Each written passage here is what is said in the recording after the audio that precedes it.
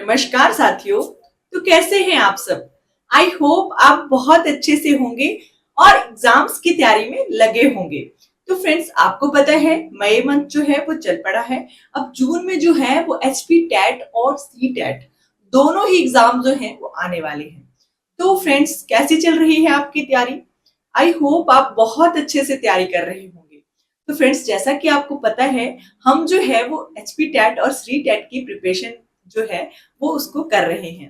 तो HP TET और C TET maximum उसमें जो एसएसटी वाला सिलेबस आता है वो सेम ही होता है। यानी कि दोनों के लिए एनसीईआरटी की बुक्स को पढ़ना बहुत ज्यादा इंपॉर्टेंट हो जाता है।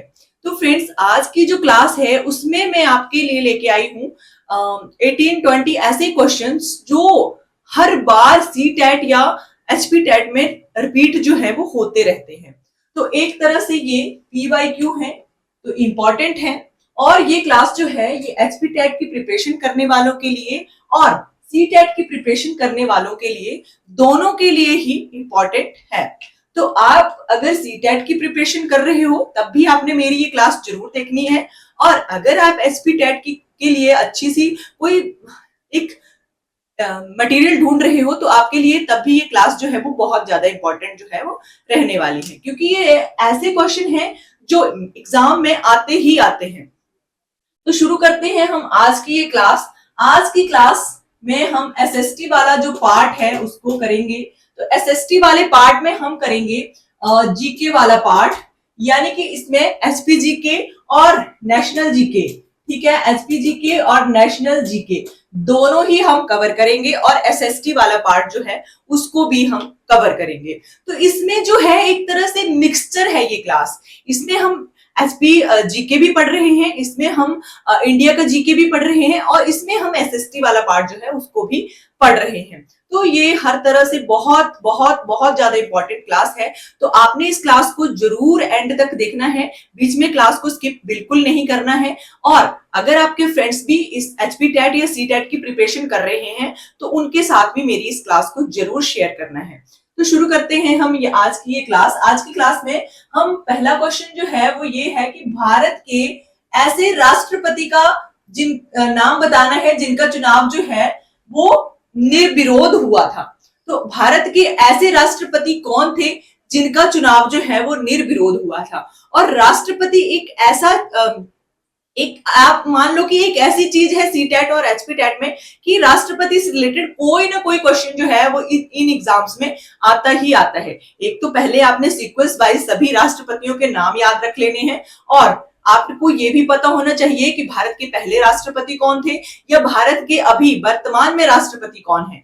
ये दो इंपॉर्टेंट फैक्ट है, ये आपने जरूर पढ़ के जाना है। और बीच में अगर आप सीक्वेंस वाइज जितने भी राष्ट्रपति अभी तक हुए हैं अगर आपको उनको याद कर सकते हो तो तब तो आपके लिए बहुत ज्यादा बेनिफिशियल जो है वो रहता है, क्योंकि कई बार जो है वो एग्जाम में इनका क्रम भी पूछ लिया जाता है। तो यहाँ पे हमने ये बताना है कि राष्ट्रपति ऐसे कौन थे जिनका चुनाव जो था वो निर्विरोध हुआ था। तो ऐसे राष्ट्रपति थे नीलम संजीव रेड्डी, ठीक है। नीलम संजीव रेड्डी जो थे इनका चुनाव जो था वो निर्विरोध हुआ था, ठीक है। ये भारत के राष्ट्रपति रह चुके हैं जिनका चुनाव निर्विरोध जो था वो हुआ था। नेक्स्ट क्वेश्चन यहाँ पे हमारा आता है कि भारत की सबसे पुरानी पर्वत श्रृंखला कौन सी है। तो भारत की सबसे पुरानी पर्वत श्रृंखला बतानी है आपने, ठीक है। तो वो है अरावली। अरावली ऐसी पर्वत श्रृंखला है जो भारत की सबसे पुरानी पर्वत श्रृंखला है। नेक्स्ट क्वेश्चन आता है कि बार बार बाढ़ आने वाली बाढ़ के कारण किस नदी को बिहार का शोक जो है वो कहा जाता है, ठीक है। तो बिहार का शोक जो है वो किस नदी को कहा जाता है। तो बिहार का शोक कहा जाता है कोसी नदी को। और इसी क्वेश्चन में एक और क्वेश्चन बन जाता है हमारा कि क्यों बिहार का शोक इस नदी को कहा जाता है। तो बार बार इस नदी में बाढ़ आ जाती है जिसके कारण कि बिहार को बहुत ज्यादा दिक्कतों का सामना जो है वो करना पड़ता है। इसी कारण इस नदी को बिहार का शोक जो है वो कहा जाता है। आपसे क्वेश्चन इस प्रकार भी घुमा फिरा के एग्जामिनर के द्वारा पूछा जा सकता है कि क्यों बिहार का शोक कोसी नदी को कहा जाता है। तो आपने याद रखना है क्योंकि इस नदी में बार बार जो है वो बाढ़ आ जाती है, ठीक है। नेक्स्ट क्वेश्चन है 4th नंबर कि राइडर कप राइडर कप जो है वो कौन से खेल से संबंधित है? तो राइडर कप जो है ये गोल्फ से संबंधित है, ठीक है। गोल्फ जो होता है उसके रिलेटेड ये है राइडर कप, ठीक है। नेक्स्ट क्वेश्चन है कि सर्वोच्च न्यायालय के किस मुकदमे के निर्णय से संविधान के मूल संरचना की अवधारणा की उत्पत्ति हुई थी? तो सर्वोच्च न्यायालय में ऐसा कौन सा मुकदमा चला था जिसके कारण कि हमें जो है वो संविधान के जो मूल निर्माण हुआ है उसकी जरूरत हमें जो था वो महसूस हुई थी, या कौन सा ऐसा मुकदमा था जिसके बाद की संविधान की जो मूल रचना थी वो हुई थी, ठीक है। नेक्स्ट यहाँ पे ऐसा आपने मुकदमा बताना है कि कौन सा ऐसा मुकदमा चला था सर्वोच्च न्यायालय में जिसके बाद की संविधान के मूल की संरचना जो थी वो उसकी अवधारणा की उत्पत्ति हुई थी। तो ऐसा केस था केशवानंद भारती केस, ये आपने याद रखना है। केशवानंद भारती केस एक ऐसा केस है जिसका सर्वोच्च न्यायालय में ऐसा मुकदमा चला था जिसके बाद की भारत के संविधान की मूल संरचना की अवधारणा की उत्पत्ति जो थी वो हुई थी, ठीक है। नेक्स्ट क्वेश्चन हमारे यहाँ पे है 6 नंबर कि कौन सी नदी जो है वो भूमध्य रेखा को 2 बार पार करती है? तो ऐसी नदी बतानी है जो भूमध्य रेखा को 2 बार जो है वो पार करती है। तो कानोगी, ठीक है, कागोणी नदी एक ऐसी नदी है जो कि भूमध्य रेखा को 2 बार जो है वो पार करके करती है, ठीक है। नेक्स्ट क्वेश्चन है कि भारत सरकार ने किस वर्ष प्रथम बार 14 बड़े व्यापारिक बैंकों का राष्ट्रीयकरण किया था? तो भारत सरकार ने बहुत 14 बहुत बड़े व्यापारिक बैंकों का राष्ट्रीयकरण किया था। तो किस वर्ष किया था ये आपने बताना है। तो 1969 में किया था, ठीक है। 1969 में भारत ने 14 बड़े व्यापारिक बैंकों का राष्ट्रीयकरण जो था वो किया था। नेक्स्ट क्वेश्चन यहाँ पे आता है कि नाको झील जो है ये कहां पर है? तो नाको झील जो है ये हिमाचल प्रदेश में है और हिमाचल प्रदेश के किन्नौर जिले में है, ठीक है। ये भी आपने याद रखना है कि आपको ये तो पता चल गया कि जो नाको झील है वो कहां पर है। तो नाको झील कहां पर है? हिमाचल प्रदेश में है, लेकिन कौन से जिले में है? ये है किन्नौर जिले में, ठीक है। ये आपने याद रखना है। नेक्स्ट क्वेश्चन यहाँ पर आता है एसएसटी के रिलेटेड की तारीखे रियासत सिरमौर नामक पुस्तक जो है उसके लेखक कौन थे? तो उसके लेखक थे कंवर, ठीक है। तारीखे रियासत सिरमौर, ठीक है। ये बुक का नाम है तारीखे रियासत सिरमौर। इस बुक पुस्तक के लेखक थे कंवर, ठीक है। ये आपने याद रखना है। नेक्स्ट क्वेश्चन यहाँ पे आता है कि हिमाचल प्रदेश की विधानसभा के प्रथम अध्यक्ष कौन थे? तो हिमाचल प्रदेश के विधानसभा के प्रथम अध्यक्ष थे जयवंत राम, ठीक है। जयवंत राम का नाम आपने याद रखना है। नेक्स्ट क्वेश्चन यहाँ पर आता है कि कुंजुम दर्रा जो है ये कहां पर स्थित है? तो कुंजुम दर्रा जो है ये कहां पर स्थित है? ये है हिमाचल प्रदेश के स्पीति घाटी में, ठीक है। स्पीति घाटी में कुंजुम दर्रा जो है वो लोकेटेड है, ठीक है। ये आपने याद रखना है। नेक्स्ट यहाँ पे क्वेश्चन आता है कि कनाडा की राजधानी कहां पर है? ठीक है, कनाडा की राजधानी कहां है?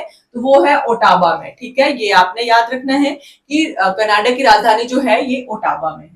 नेक्स्ट क्वेश्चन है कि हड़प्पा सभ्यता के किस स्थल पर घोड़े के अवशेष जो है वो मिले हैं? ठीक है, तो ऐसा कौन सा स्थल है जहां पर घोड़े के अवशेष जो है वो हड़प्पा सभ्यता में मिले हैं? तो वो उस जगह का नाम है सुरकोतड़ा, ठीक है। क्या नाम है? सुरकोतड़ा, आपने याद रखना है, जहां पर घोड़े के अवशेष जो है वो मिले हैं। नेक्स्ट क्वेश्चन आता है कि प्राचीन भारत में जैन धर्म का विकास किसके काल में हुआ था? तो प्राचीन भारत में जब जैन धर्म का विकास हुआ था वो चंद्रगुप्त विक्रमादित्य के काल में हुआ था, ठीक है। चंद्रगुप्त विक्रमादित्य का नाम आपने याद रखना है। उनके काल में जैन धर्म का बहुत ज्यादा विकास जो था वो हुआ था।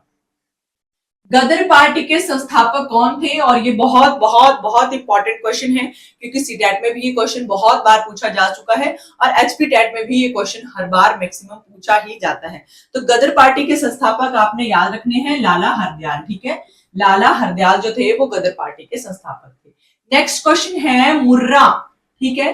मुर्रा नस्ल किस जानवर से संबंधित है? तो मुर्रा जो है ये भैंस की नस्ल है, ठीक है। ये आपने याद रखना है, भैंस की नस्ल है।